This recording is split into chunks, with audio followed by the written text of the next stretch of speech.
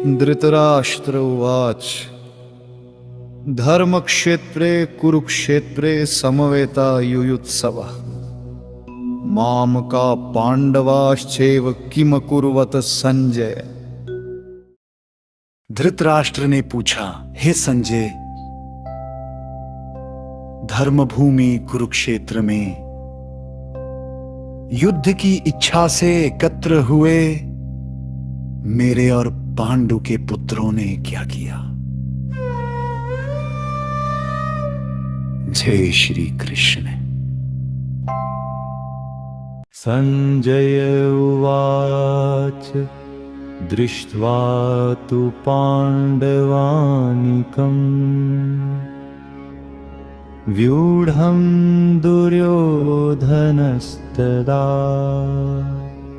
आचार्यमुपसंगम्य राजा वचनं ब्रवीतम्। संजय ने कहा, उस समय राजा दुर्योधन ने पांडवों की सेना को सुव्यवस्थित रूप में खड़ा देखकर अपने गुरु द्रोणाचार्य के पास जाकर ये वचन कहा, पश्येतां पाण्डुपुत्राणाम् आचार्यमहतीं च यूढां द्रुपदपुत्रेण तव शिष्येण धीमता। दुर्योधन ने कहा, है आचार्य, पांडुपुत्रों की इस विशाल सेना को देखिए, जिसे आपके ही बुद्धिमान शिष्य द्रुपद पुत्र धृष्टद्युम्न ने सुचारू रूप से सजाया है। अत्र शूरा महेश्वासा भीमार्जुने समायुधि युयुधानो विराटश्च द्रुपदश्च महारथः। इस सेना में भीम और अर्जुन के समान पराक्रमी, अत्यंत वीर और महान धनुर्धर योद्धा हैं युयुधान विराट और महारथी द्रुपद जैसे महायोद्धा। यहां दुर्योधन पांडव सेना की शक्ति गिनवा रहा है ताकि द्रोणाचार्य को यह एहसास दिला सके कि सामने की सेना साधारण नहीं बल्कि महान योद्धाओं से भरी हुई है।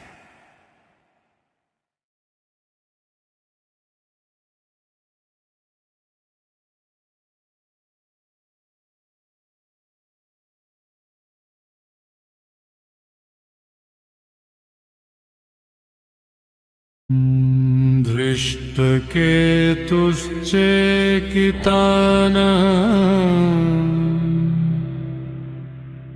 काशीराजश्च वीर्यवन् पुरुजित् कुन्तिभोजश्च शैब्यश्च नरपुङ्गवा।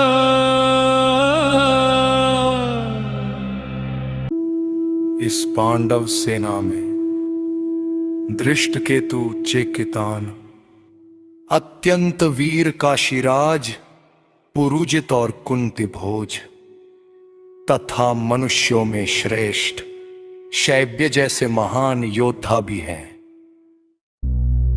भवान् भीष्मश्च कर्णश्च कृपश्च समितिञ्जये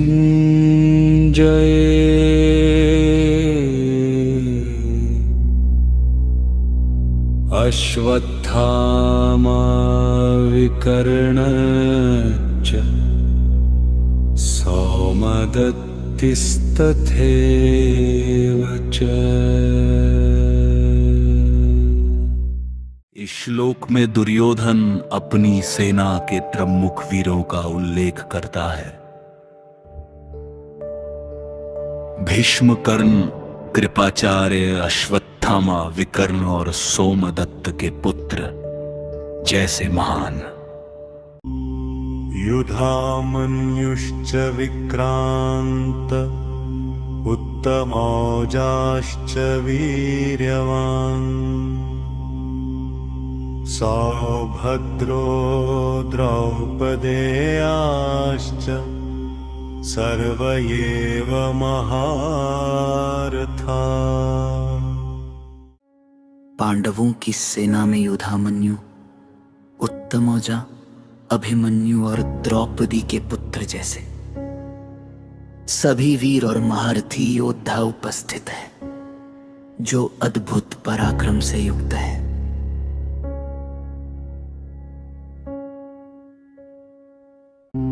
अस्माकं तु विशिष्टाय तान्निबोध द्विजोत्तमम् नायका मम सैन्यस्य संज्ञार्थं तान् ब्रवीमि ते। विजिश्रेष्ठ, अब मैं अपनी सेना के उन प्रमुख वीरों के नाम बताता हूं, जो विशेष रूप से सामर्थ्यवान हैं, ताकि तुम उन्हें भली भांति जान सको। द्रुप्रपुत्रो द्रोणीसुतो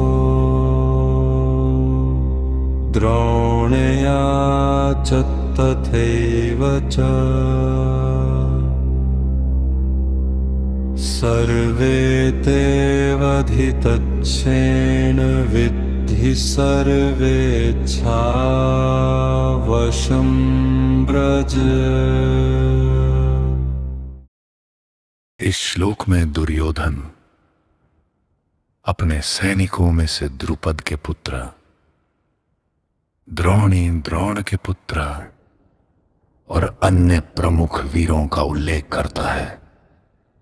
यह दिखाता है कि सभी योद्धा संकित हैं और एकता में सामर्थ्य रखते हैं। अपर्याप्तं तदस्माकं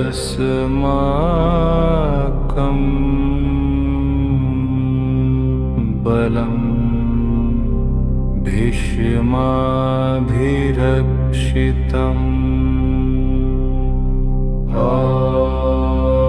पर्याप्तम् तु इदमे तेषाम् बलम् भीमाभिरक्षितम्।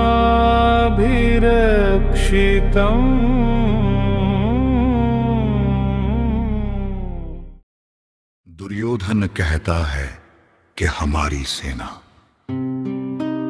भीष्म द्वारा संरक्षित होने पर भी अपर्याप्त प्रतीत होती है, जबकि पांडवों की सेना भीम द्वारा सुरक्षित होकर पर्याप्त लगती है। ऐनेषु च सर्वेषु यथा भागमवस्थिता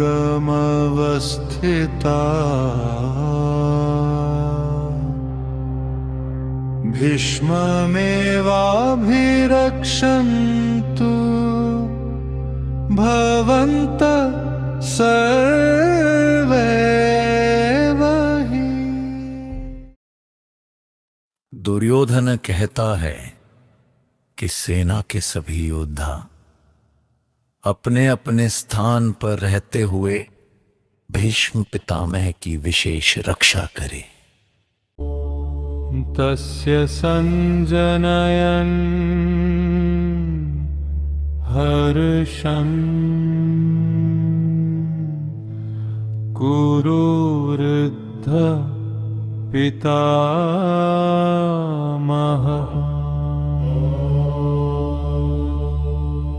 सिंहनादम् विनद्योच्चैः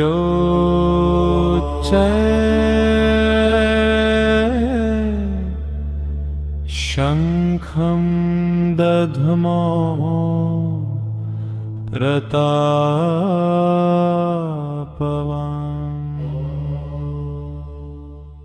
दुर्योधन में उत्साह भरने के लिए कुरुवंश के वृद्ध पितामह भीष्म ने सिंध की गर्जना के समान ऊंचे स्वर में तत शंखाश्च भैर्यश्च पर्वानकगोमुखा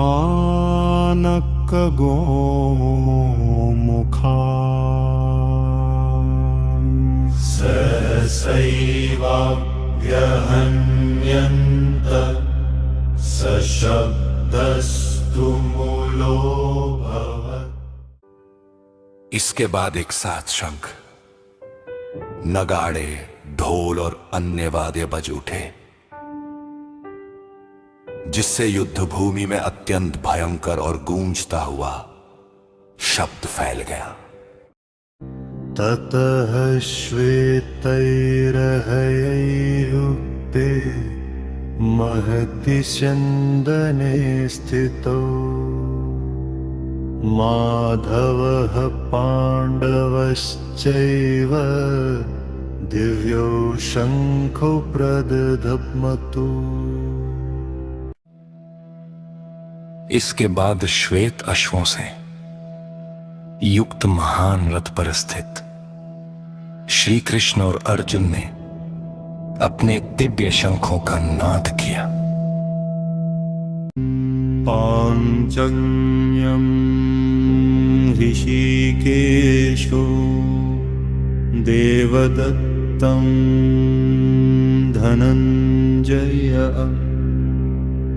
पौण्ड्रं दध्मो महाशङ्खं भीमकर्मावृकोदरः।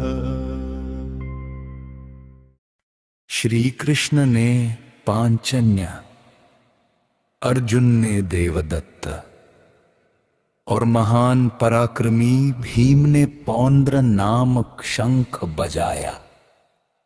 अनंत विजयं राजा कुंती पुत्रो युधिष्ठिरः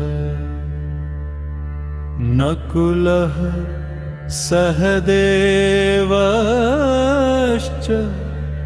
सुघोषमणिपुष्पकः।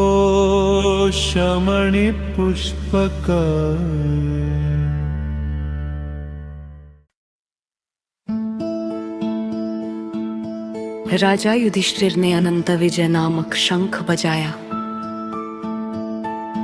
नकुल और सहदेव ने सुघोष और मणिपुष्पक शंखों का नाद।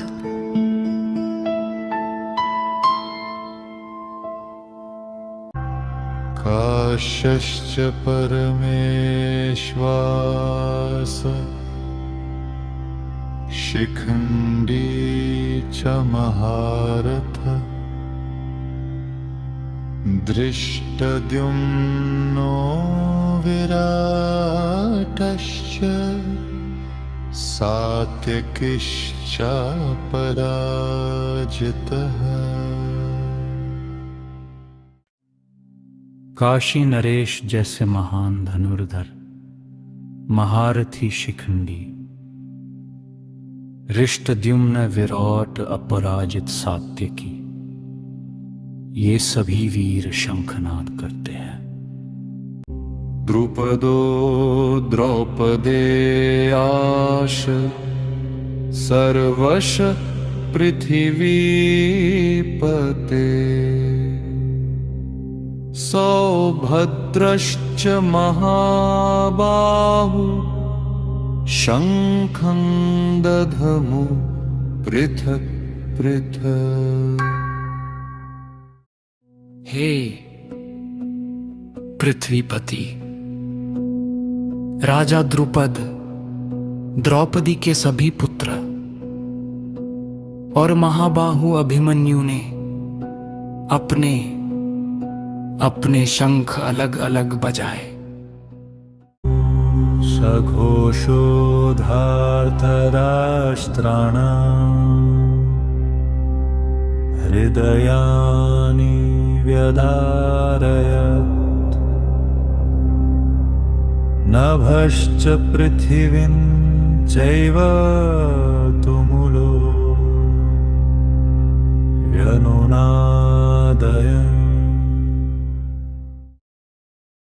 पांडवों के शंखनाद की भयानक गूंज ने धृतराष्ट्र के पुत्रों के हृदय कंपा दिए और आकाश पृथ्वी को गुंजा दिया। अथ व्यवस्थितान् दृष्ट्वा धार्तराष्ट्रान् कपिध्वजः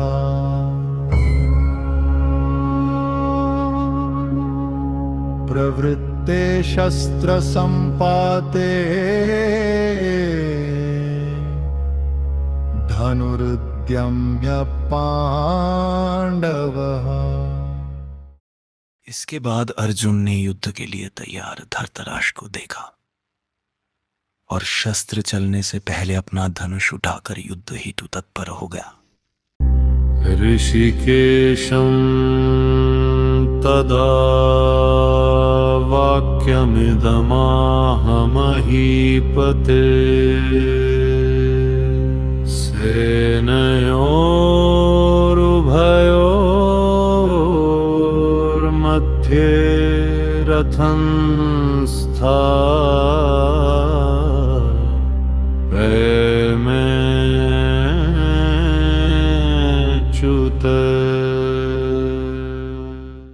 तब अर्जुन ने श्री कृष्ण से कहा कि हे अच्युत, मेरा रथ दोनों सेनाओं के बीच में स्थापित कीजिए। यावदेतान्निरीक्ष्यहम् योद्धुकामानवस्थितान्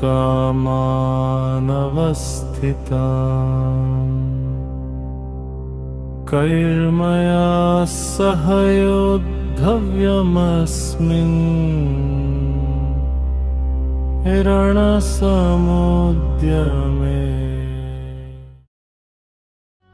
अर्जुन कहते हैं कि मैं इन युद्ध के इच्छुक योद्धाओं को देखना चाहता हूं कि इस महान युद्ध में मुझे किन किन से मुकाबला करना है।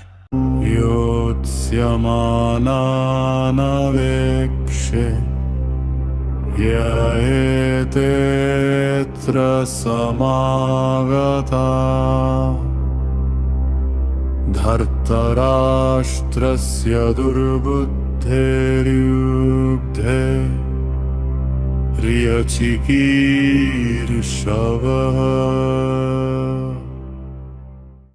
अर्जुन कहते हैं कि मैं उन सभी को देखना चाहता हूं जो दुर्योधन की गलत बुद्धि के कारण उसके पक्ष में युद्ध करने आए हैं। एवमुक्तो हि ऋषिकेशो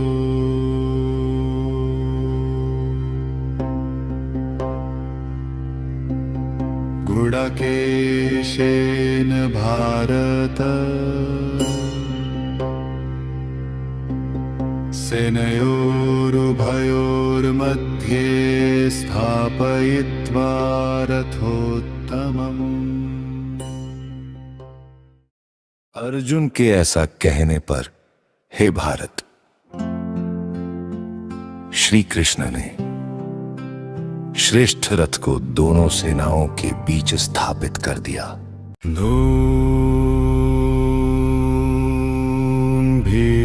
भीष्मद्रोण प्रमुखतः सर्वेषां च महीक्षितम् उवाच पार्थ पश्यतान् समवेतान् कुरुनीति। श्री कृष्ण ने अर्जुन का रथ भीष्म, द्रोण और अन्य राजाओं के सामने खड़ा कर कहा, हे पार्थ, यहां एक त्रितप ने सभी कौरवों को देखा। तत्रा पश्यत स्थितान् पार्था पितृनत पितामहान् आचार्यान् मातुलान् भ्रातृन् पुत्रान् खिंस्तथा। वहां अर्जुन ने दोनों सेनाओं में अपने पिता, पितामह, गुरु, मामा, भाई, पुत्र, पौत्र और मित्रों को खड़ा देखा। तान् समीक्ष्य स कौन्तेय सर्वान् बन्धूनवस्थितान्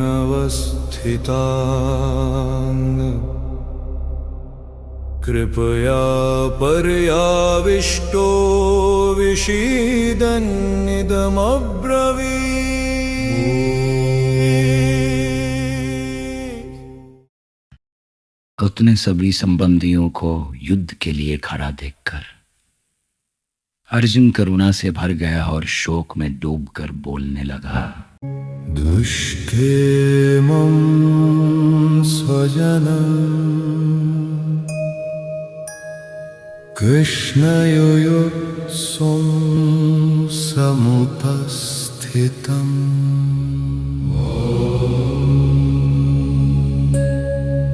सीदन्ति मम गात्राणि मुखं च परिशुष्यति। हे कृष्ण, अपने ही लोगों को युद्ध के लिए सामने खड़ा देखकर मेरे अंग शिथिल हो रहे हैं और मेरा मुख सूखने लगा। वेपथुश्च शरीरे मे रोमहर्षश्च जायते गाण्डीवं स्रंसते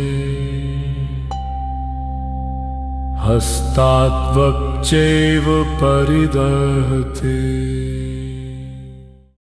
अर्जुन कहता है, मेरा शरीर कांप रहा है और रोंगटे खड़े हो रहे हैं। हाथ से गांडीव धनुष फिसल रहा है और त्वचा में जलन हो रही है। न च शक्नोम्यवस्थातुं भ्रमतीव च मे मनः निमित्तानि च पश्यामि विपरीतानि केशव। हे केशव, मुझसे अब स्थिर भी नहीं रहा जा रहा और मन व्याकुल हो रहा है। मुझे चारों ओर अशुभ संकेत ही दिखाई दे रहे हैं। न च श्रेयोनुपश्यामि हत्वा स्वजनमाहवे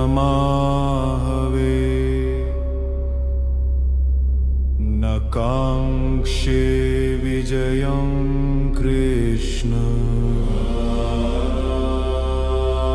न च राज्यं सुखानि च। अर्जुन कहता है कि अपने ही लोगों को मारकर मुझे न विजय चाहिए, न राज्य और न ही कोई सुख। किनो राज्येन गोविन्द कि भोगै जीवितेन वा।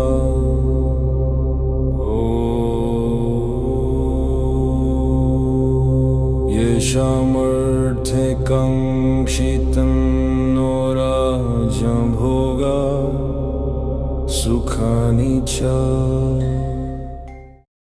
अर्जुन कहता है, हे गोविंद, हमें ना राज्य चाहिए, न भोग और ना ही जीवन, क्योंकि जिनके लिए ये सब चाहते थे वही आज हमारे सामने खड़े हैं। एव स्थिता समरे प्राणास्त त्यक्त्वा धनानि च। जो गुरु पिता पुत्र और पितामह हैं, प्राण और धन त्याग कर युद्ध में खड़े हैं, उनके विरुद्ध युद्ध करना मुझे उचित नहीं लगता। श्वाशुरा पुत्राश्याला संबन्धिनस्तथा एतान् हन्तुमिच्छामि गिनतोऽपि मधुसूदन। हे मधुसूदन, मामा, ससुर, पौत्र, साले और अन्य संबंधी मुझे मारे तब भी मैं उन्हें मारना नहीं चाहता। अपि त्रैलोक्यराज्यस्य हेतु किन्नु मही कृते निहत्य धार्तराष्ट्रान्नः का प्रीति स्यात् जनार्दन। हे जनार्दन, तीनों लोकों के राज्य के लिए भी धृतराष्ट्र के पुत्रों को मारकर हमें कोई सुख नहीं मिल सकता। निहत्य धार्तराष्ट्रान्नः का प्रीति स्यात् जनार्दन। पापमेव श्रयेदस्मन् हत्वैतानाततायिनः। हे जनार्दन, धृतराष्ट्रों को मारकर हमें कोई आनंद नहीं मिलेगा, उल्टा अपने ही संबंधियों की हत्या का पाप हमें लगेगा। तस्मान्नार्हा वयं हन्तुं धार्तराष्ट्रान् स्वबान्धवान् स्वजनं हि कथं हत्वा सुखेन स्याम माधव। इसलिए हे माधव, अपने ही संबंधी धृतराष्ट्रों को मारना हमें उचित नहीं लगता, क्योंकि अपने स्वजनों की हत्या करके हम कभी सुखी नहीं हो सकते। यद्यपि तेन पश्यन्ति लोभोपहत चेतसः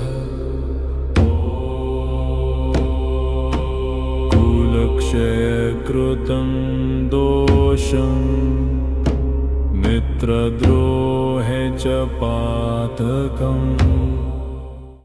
लोभ से अंधे ये लोग कुल का नाश करने का दोष और मित्रों से द्रोह का पाप नहीं देख पा रहे। कथनं ज्ञेयमस्माभिः पापादस्मान् निवर्तितुम्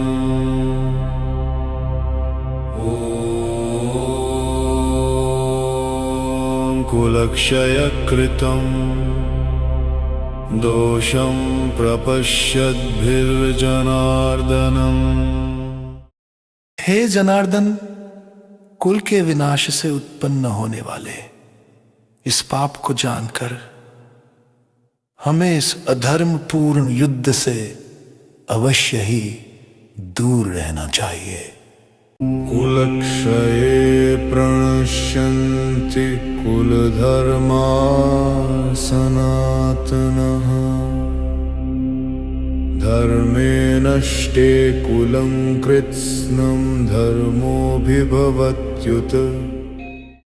कुल के नाश से उसके सनातन धर्म नष्ट हो जाते हैं और धर्म के नष्ट होते ही पूरे कुल में अधर्म फैल जाता है। धर्माभिभवात् कृष्ण प्रदुष्यन्ति कुलस्त्रियः स्त्रीषु दुष्टासु वर्ष्णेय जायते वर्णसंकरः। हे कृष्ण, अधर्म के बढ़ने से कुल की स्त्रियां दूषित हो जाती हैं और इससे समाज में वर्ण संकर उत्पन्न हो जाता है। संकरो नरकाय एव कुलघ्नानां कुलस्य च पतन्ति पितरो ह्येषां लुप्तपिण्डोदकक्रिया।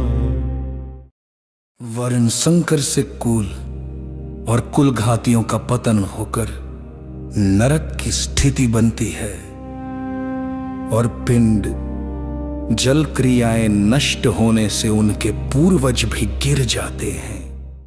दोषरेते कुलघ्नानां वर्णसंकरकारकैः उत्साद्यन्ते जातिधर्मा कुलधर्माश्च शाश्वता। कुल का नाश करने वालों के इन दोषों से सनातन कुल धर्म और जाति धर्म दोनों नष्ट हो जाते हैं। उत्सन्न कुल धर्माणां मनुष्याणां जनार्दन नरके नियतं वासो भवतीत्यनुशुश्रुम।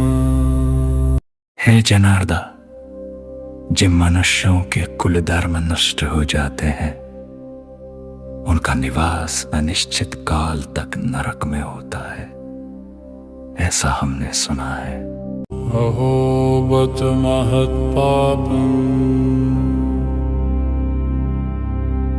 कर्तुं व्यवसिता वयम्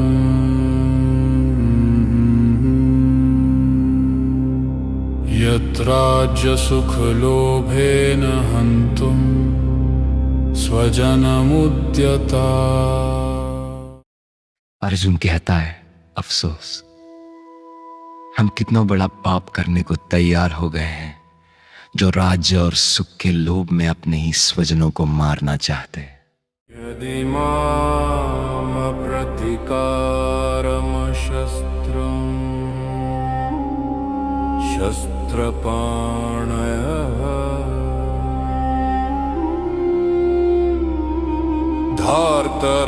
धार्तराष्ट्रारणे हन्युस्तन्मे क्षेमतरं भवेत्। अर्जुन कहता है, यदि शस्त्रधारी धार्तराष्ट्र मुझे निक्षस्त्र और प्रतिरोध न करते हुए मार दें तो वही मेरे लिए अधिक कल्याणकारी होगा। एवमुक्त्वार्जुन संख्ये रथोपस्थ उपाविशत् विसृज्य सशरं चापं शोकसंविघ्नमानस। ऐसा कहकर अर्जुन युद्ध भूमि में रथ पर बैठ गया और शोक से व्याकुल होकर धनुष बाण छोड़ दिए।